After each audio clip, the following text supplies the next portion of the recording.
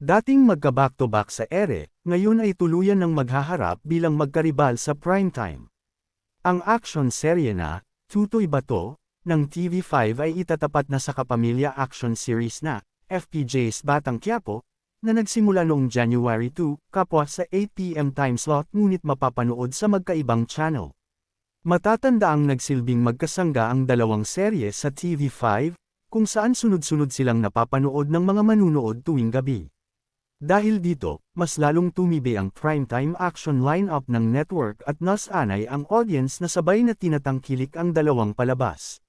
Ngayon, isang malaking pagbabago ang magaganap dahil sa unang pagkakataon ay maglalaban na sila sa parehong oras.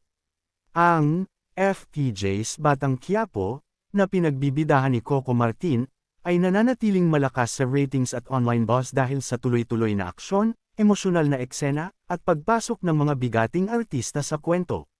Samantala, ang Tutoy Bato ay handang sumabak sa matinding kompetisyon, dala ang klasikong aksyon at matibay na karakter na minahal ng maraming manunood.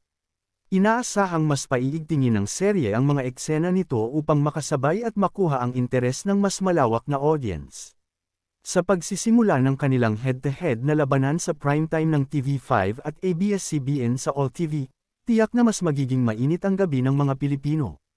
Ang dating magkasangga ay ngayon magkatunggali na at nasa kamay na ng mga manunood kung aling action serye ang mananaig sa bagong yugto ng primetime war.